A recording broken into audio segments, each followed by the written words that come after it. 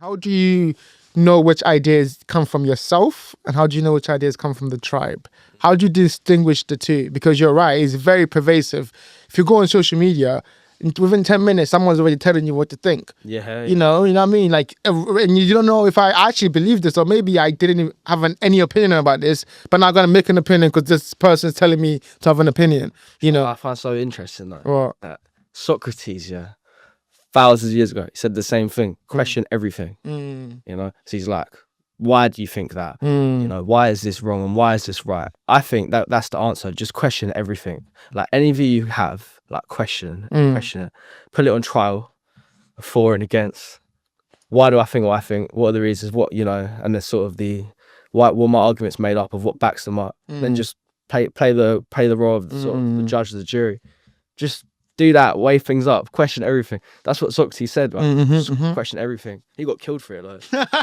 So maybe that's not the best advice. I mean, Maybe that's not the best advice to question everything. You end up before our head's gone. But no, I completely agree. I think, you know, the reason he got killed for it is because, you know, they saw the impact that he was having on the youth. yeah, well, people were stopping for the first time, right? And they were going like, why do we believe what we believe? Yeah. Why, what's good? You know, obviously, like, there's that question of like, What is truth and all this stuff? is morality just convenient? Yeah. You know, like Plato writing about that. Yeah. Public. What, Yeah. You know, is morality convenience or is it objective? Mm. So question everything. That's it. Like, that's what I think. Just question everything. Yeah, no, I agree. I feel like you have to question everything because at a certain point, you know, I remember thinking about this. I was like, man, all these ideas, right? There's this book, which is a fantastic book, and I think everyone should check it out. It's called Zen and the Art of Motorcycle Maintenance, right?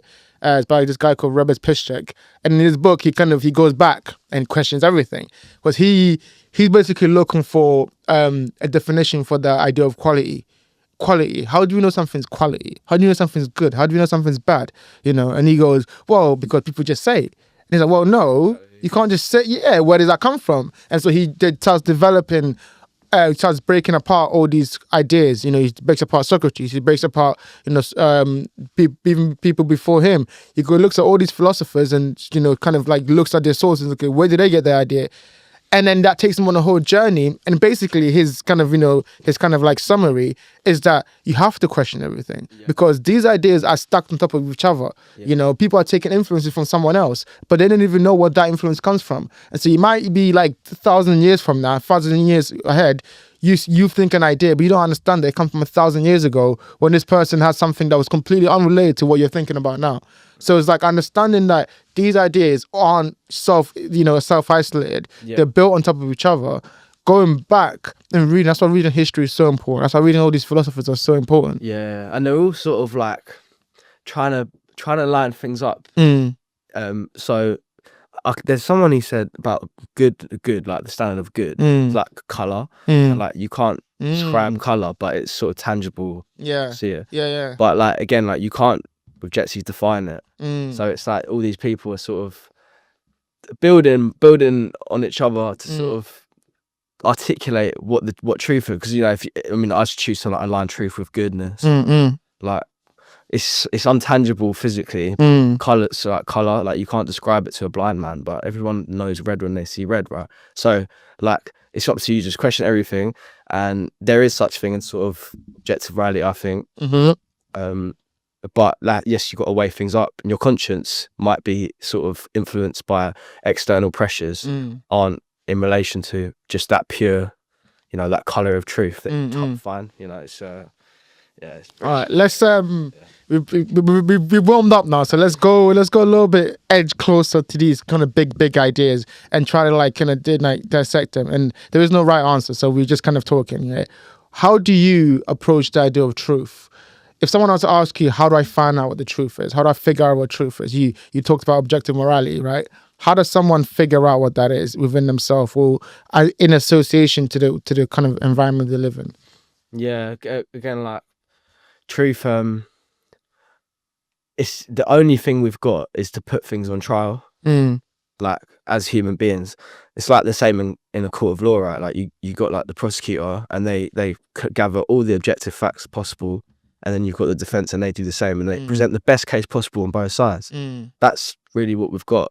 Just put every idea on trial. And yeah, I don't know, like it's super hard to sort of put your finger on it because again, like I say, it's very intangible. And so, but yeah, I don't know, like what you think, but that sort of. Yeah, no, I think about this a lot. Like, I think it's so important. I feel like, there was this idea that like, the questions of philosophy must be tackled before a person has to deal with philosophy.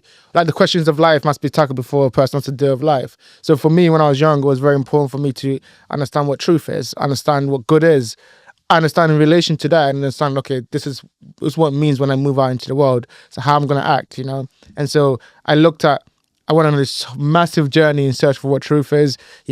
I stacked religion up against philosophy. I stacked good up against evil, like understanding all these different paths and, the things that go up against each other and how they play a part in each other, Like I was reading Thomas Aquinas, like understanding his idea of religion. Natural law, stuff like that. Natural law, like exactly, like all these stuff, and just like, okay, how does that relate to what I'm learning now? Because if I just take what I got in the Sunday school, then it's completely different from what he was talking about. What the people who were very close to the idea of Christianity back then, how they looked at it, To answer your question, I think ironically, and I was talking to a friend about this yesterday, and I want to know what you think about this. I think the idea of truth is not objective, which is like, probably goes up against. No, I'm going to add to that. Like quantum physics, two people can sort of be true at the same time. Exactly that. So I don't know how it matches up or what, but I remember when I heard that, I thought like, that does sort of make sense because you can find something so convincing. In relation to truth, what you think is true, but you can also find something very contradictory that equally feels true. It's just, look, we're just we're just like creatures trying to grasp at like stuff in the dark. Honestly, it's like this idea, right? It's like the opposite of truth isn't a lie. The opposite of truth is someone else's truth. Yeah, well, yeah, it's again like, because I used to think like someone's got to be right, but I don't. Look, it's just like I say, it's same with quantum physics, like what's observed compared to when it's not observed. I don't know, like a lot of reality maybe sort of comes out of our conscious minds, collectively. Maybe that's what reality reflects our conscious minds as much as conscious minds reflect realities. Yeah, because I feel like tandem thing again, I feel like people want an objective truth because it's easy to wrap your head around. Like religion. I'm a religious person. I believe in God. I believe in the ideas of God. But I believe in that because I think it's true for me. Because I've researched it and I've understood it and I've felt that, unknowing hand in my life. And I'm thinking, yeah, okay, cool. Like that's enough evidence for me, But someone else says they don't believe it. I'm not going to challenge them, I would describe myself in that same way as you. However, I just do think that sometimes groupthink is very dangerous, and it doesn't matter. I'm not talking about religion. I'm talking about any ideology, and they're very linked in that respect, obviously. So if you get into groupthink, and you start to have cognitive dissonance, that's where you're sitting in a territory the world hasn't got so much wonder about it anymore. So you can sit, like I say, like I believe in God too, but it doesn't mean that I'm not going to put ideas on trial all the time. Absolutely. I've constantly questioned everything. Absolutely. I feel like the danger of groupthink is that you dilute the idea itself. You dilute, like I feel like that's what Christianity did, where it's like they had a truth, they had a pure truth. And then they were like, okay, now everyone has to believe this. And then you're going to run into some problems. Everyone has to believe this for the rest of time.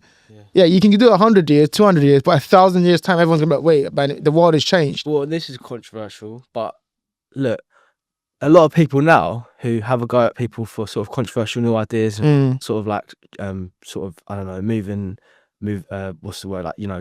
things into another area of discussion. Like the early church fathers would have called you a heretic, probably, because there's things that they thought that you don't. Not you, I'm talking about in general. So like, I don't know. Again, you just got to be careful not to fall into too much groupthink where you're constantly trying to reaffirm, because that's where I say we're talking about the left and the right brain.